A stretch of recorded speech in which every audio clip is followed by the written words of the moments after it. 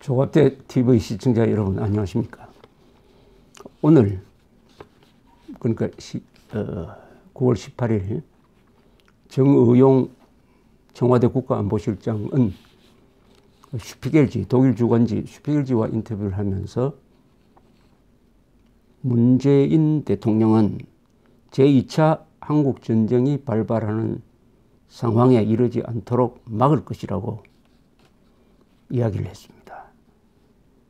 한미일은 2차 한국전쟁 발발 가능성에 대해 우려하고 있다면서 현재 한반도 상황이 매우 심각하다. 긴장 상태가 고조돼 크게 우려하고 있다. 현재 우리는 북한과 대화 채널이 없는 상태다. 군사적으로 하급 지휘선에서 오해가 발생할 경우 긴장 상황이 갑자기 고조될 수 있다. 라고 지적을 했습니다. 2차 한국전쟁 발발 가능성이 있다라는 말을 우리 정부 안보 책임자 입에서 나오니까 정말 이 상황이 얼마나 엄청난 것인지 실감이 갑니다. 그러나 이 정부가 하고 있는 것은 한국 전쟁을 막겠다는 의지보다는 막연한 희망적인 것. 말로서 평화를 부를 수가 있다. 북한에 대해서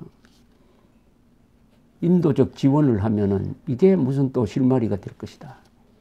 북한에 대해서 미국이 군사적 공격을 하려고 할 때 뭐 우리는 막겠다라고 나오면은 그게 전쟁을 막을 수 있다. 이런 생각을 하고 있는 것 같고, 실제로 전쟁을 막기 위한, 또 전쟁을 막는데 실패했을 경우에 피해를 줄이기 위한 노력은 문재인 정권 출범한 지난 4개월 동안 한 것이 별로 지피지가 않습니다. 구체적인 것이. 유일하게 하려면은 사드 추가 배치 4기. 사드는 한 세트가 6기로 돌아가는데 2기만 배치했다가 나머지 4기를 배치하려고 하니까 이 보고에 문제가 있었다 가지고 막았다가 또 환경영향 평가한다고 하다가 상황이 나빠지니까 그것도 임시 배치라는 명목으로 4기를 배치한 거 그 정도가 아니겠느냐 생각합니다. 그런데 그것은 이미 박근혜 정부가 결정한 것이니까 그걸 문재인 대통령의 공적이라고 보기에는 그렇습니다. 이런 상황에서 한반도 전쟁 위기에 대해서 미국의 그레이엄 앨리슨 교수가 최근에 아주 흥미로운 책을 써가지고 이게 워싱턴을 비롯해서 세계의 정책 전문가들 사이에 화제가 되고 있습니다. 그레이엄 앨리슨 교수는 하버드 대학의 정경대학이라고 볼 수 있는 케네디 스쿨의 교수입니다. 이분은 정책 요직을 경험한 적도 있습니다. 1980년대에는 미국 국방장관 특별보좌관, 90년대 초반에는 국방부 정책기획 담당 차관보도 역임을 했습니다. 이분은 쿠바 미사일 사건을 다룬 아주 명제를 남긴 분이기도 합니다. 이 북한 핵에 대해서 여러 번의 글도 쓰고 책도 남긴 이 관계 전문가죠. 어떻게 보면 키신저 대통령 특보, 나중에 국무장관을 한 분과 상벽을 이루는 권위 있는 전문가인데 이번에 쓴 책은 제목이 Destined for War, Can America and China Escape 투키디데스's Trap. 전쟁은 피할 수 없다. 운명적이다. 그런데 미국과 중국이 투키디데스의 함정에서 벗어날 수 있느냐 하는 이런 아주 다소 문학적인 제목을 붙였습니다. 우선 이 책을 이해하려면 투키디데스가 뭐냐. 투키디데스는 역사학자입니다. 2500년 전에, 그러니까 BC, 기원전 5세기에 그리스 세계에서 전쟁이 일어났습니다. 그걸 펠로폰네소스 전쟁이라고 합니다. 아테네와 스파르타가 싸운 전쟁입니다. 여기서 스파르타가 집니다만 이 전쟁 살을 쓴 사람이 투키디데스였습니다. 이 투키디데스는 이 전쟁의 원인을 이렇게 한 문장으로 요약을 했습니다. 아테네의 급부상이 스파르타에 심어준 두려움, 이것이 전쟁을 불가피하게 만들었다. 이 한 줄입니다. 이게 투키디데스의 함정이라고 합니다.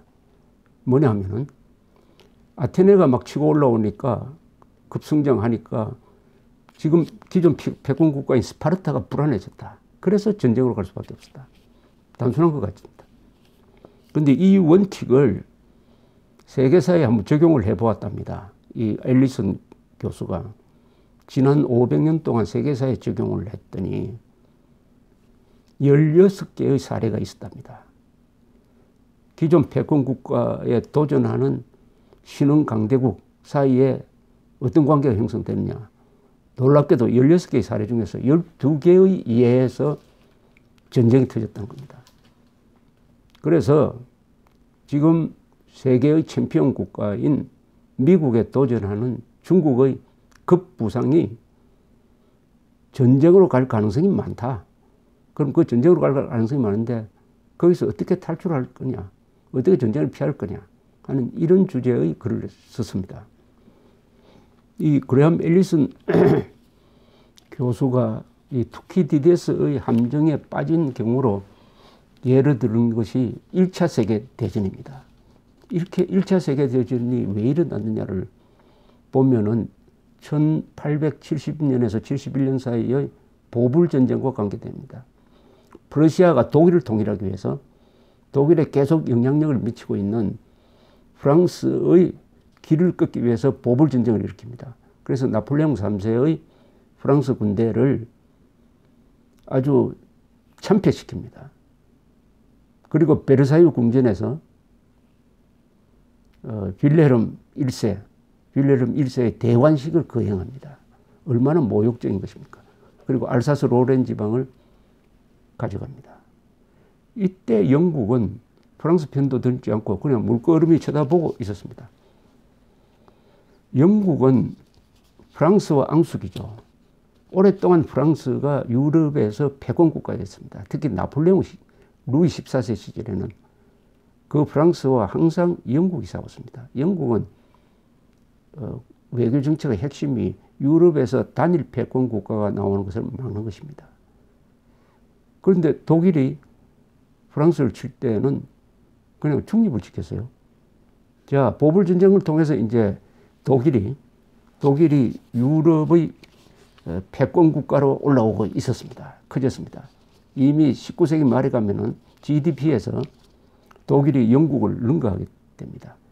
그러니까 서둘러 영국이 독일 포위망을 만들기 시작했습니다. 그래서 손잡은 나라가 프랑스와 러시아입니다. 독일은 누구와 손잡느냐 하면은 오스트리아 헝가리 제국, 오스트리아 헝가리 이중 제국이라고 합니다만 오스트리아로 뭐 약칭해서 부르겠습니다. 뿐이었습니다. 약세죠. 더구나 해군력이 약하니까. 또 독일이 영국을 자극하게 되는 것은 해군력 증강을 합니다. 이렇게 해서 독일이 일종의 아테네 역할을 하고 스파르타 같은 기존 패권 국가인 영국을 자극하게 됩니다. 이런 와중에서 1차 세계대전이 터지는 거죠. 1차 세계대전은 사라예보에 보스니아의 사라예보를 방문한 오스트리아 황태자를 이웃 나라 세르비아의 청년이 들어와 가지고 사살하는 사건이 났습니다. 사살한 사건이 났습니다. 1914년이었습니다. 한 달 뒤에 어떻게 되느냐. 유럽 전체가 다 전쟁에 휘말렸다 버립니다. 특히 영국하고 오스트리아하고는 아무 관계가 없습니다. 그런데 왜 전쟁에 휘말려들었느냐. 세르비아는 러시아의 일종의 보호국이었습니다. 오스트리아가 세르비아의 선전 보호를 하니까 러시아는 세르비아를 보호하기 위해서 총우동원령을 내렸습니다. 독일은 동맹국인 오스트리아에 대해서 과감하게 행동하라 해가지고 일종의 백지수표를 줬습니다. 러시아가 총동원령을 내리니까 막강한 육군을 가진 러시아가 독일도 러시아에 경고합니다. 총동원령을 중단시키지 않으면 우리도 총동원령 한다. 선전포고하겠다. 그러나 군대라는 것은 거대한 조직이기 때문에 한 번 이렇게 구르기 시작하면 중간에 멈추기 힘듭니다. 독일의 전략 개념은 뭐냐 하면은 먼저 프랑스를 치고 양면 전쟁을 해야 되니까 그 다음에 군대를 동쪽으로 돌려가지고 러시아를 친다는 개념이었습니다. 그러니까 불가피하게 프랑스를 칠 수밖에 없는 개념이었어요. 그래서 결국 전쟁이 휘말려 드는데 그 바다 넘어 있는 영국은 물끄러미 쳐다보다가 어떻게 됐냐? 독일이 프랑스를 치려니까 그 군대가 벨기에를 통과하게 됐습니다. 이게 슐리펜 플랜에 의한 건데 벨기에 중립국이었습니다. 그 중립국의 안전을 보장하겠다고 영국은 오랫동안 약속했습니다. 그 벨기에를 치니까 독일군이 그것을 빌미로 해가지고 영국도 선전포고를 하게 됨으로써 유럽 전쟁이 시작되는 거죠. 에리슨 교수 이야기는 영국과 오스트리아는 아무런 원수 관계가 아닌데 전쟁에 휘말려 들었다.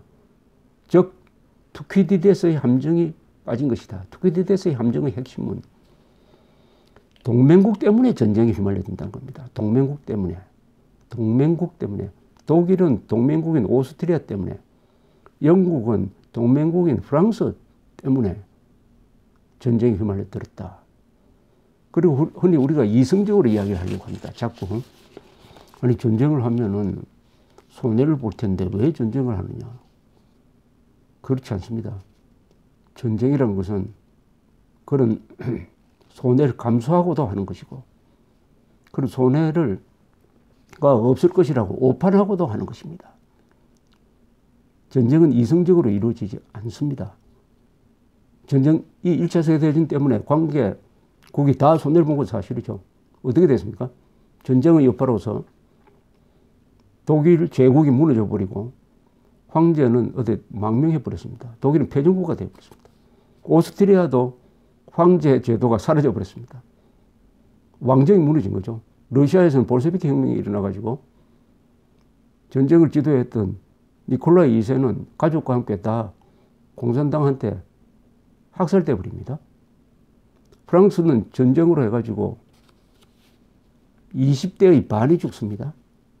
영국도 이 전쟁에 돈을 너무 많이 써가지고 2등 국가로 내려앉습니다. 미국의 왕좌를 양보하게 되는 것이죠. 또 줄을 잘못 쓴 나라가 하나 있었어요. 터키입니다. 터키는 줄을 누구 편을 들었느냐? 오스트리아, 독일 편을 들어서 참배를 했어요. 그래서 패전국가 돼가지고 독일의 술탄 제도,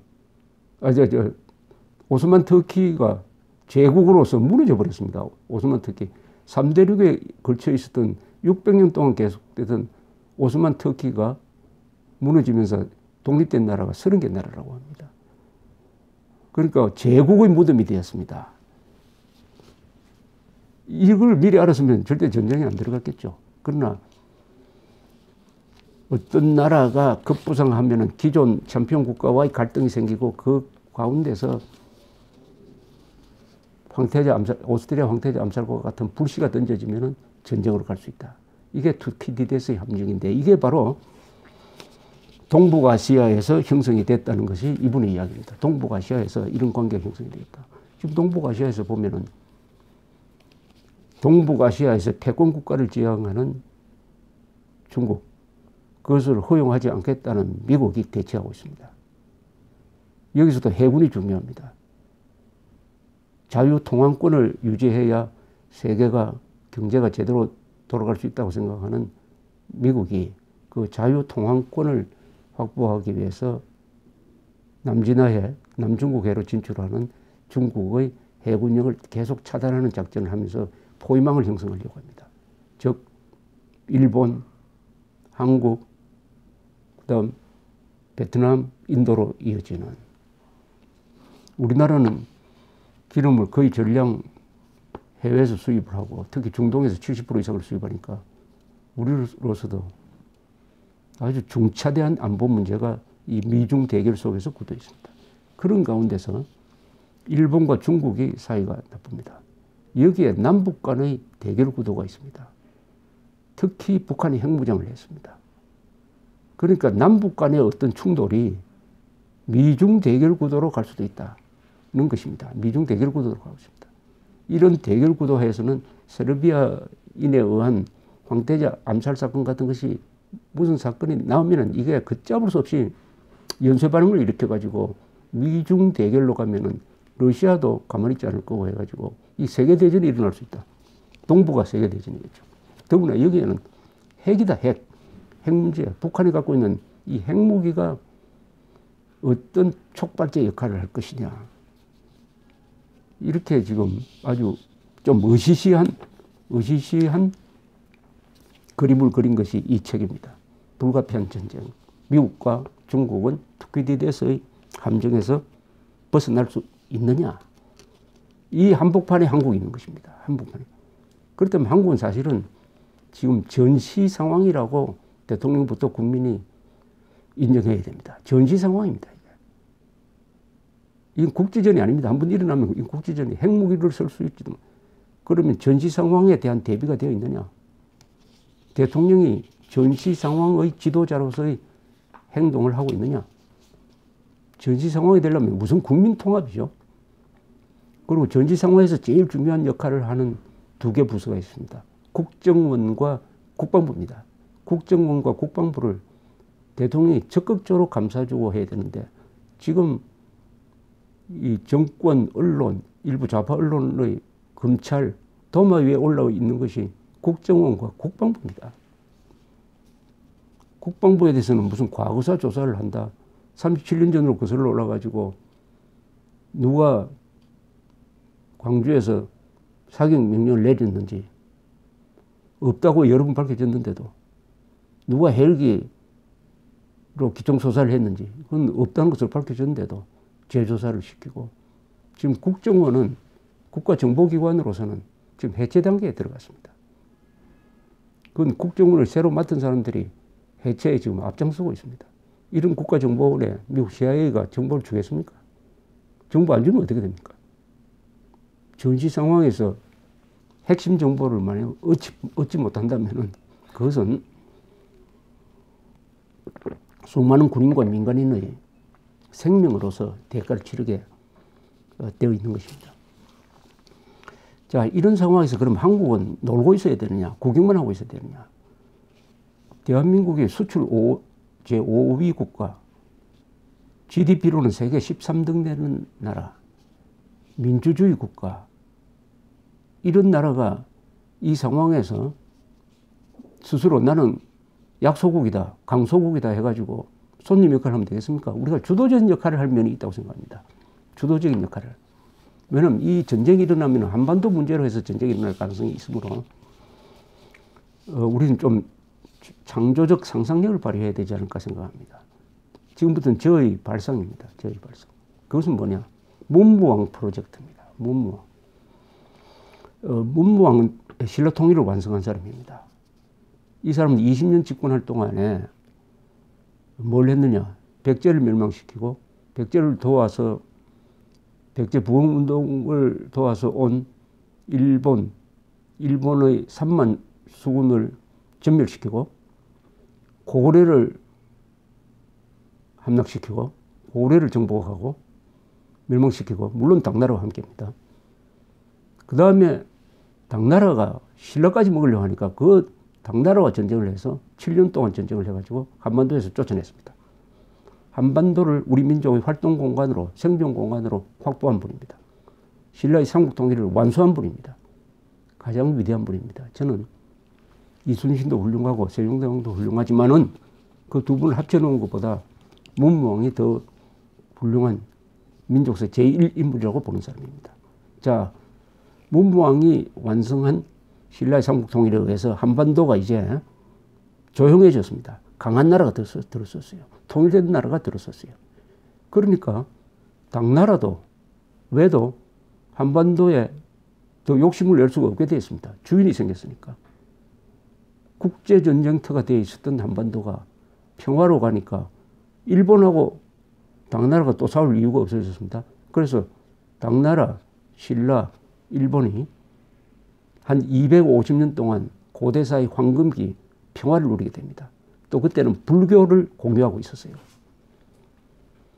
그때 장보고가 등장하는 거죠. 장보고의 이 해양력이 그 배들이 일본, 당나라를 왔다 갔다 하면서 활발하게 교류했던 것이 바로 문무왕이 만든 평화체제 덕분입니다. 그래서 한반도에서는 통일되고 강력한 나라가 생기면 동북아시아가 다 편안해집니다. 반대로 한반도가 분열돼 버리면 필연적으로 대륙 세력, 해역 세력이 충돌해가지고 전쟁이 일어납니다. 6.25 전쟁, 러일 전쟁, 청일 전쟁, 임진왜란, 몽골의 침략, 그리고 삼국시대 전쟁이 다 그런 겁니다. 따라서 우리는 이 신라 문무왕의 프로젝트를 가지고 주변 국가를 설득을 하면서 한반도를 통일되고 자유롭고 번영하고 강력한 나라로만 만들면은 투키디데스의 함정에 빠지지 않는다. 미국과 중국도 전쟁에 휘말려들지 않는다. 이렇게 설득하면서 그렇게 하려면은 북한을 대한민국이 흡수 통일해야 된다. 그것이 중국에도 도움이 되고 일본, 러시아, 미국에 다 도움이 된다. 이런 거대한 비전을 가지고 우리가 주체적으로 나서서 설득하고 다니려면 우선 핵 문제를 해결하는데 한국이 앞장서야죠. 앞장서야죠. 그렇게 하면 그 다음에 한반도를 어떻게 구성하느냐에 대해서는 발언권이 생기는 것입니다. 지금처럼 구경꾼으로 해서는 안 되는 것입니다. 역사적 상상력을 제가 한번 동원해 보았습니다. 투키디데스의 함정에서 어떻게 벗어날 것이냐. 미국과 중국뿐만 아니라 한국, 일본 같이 고민해 봐야 되는 것입니다. 감사합니다.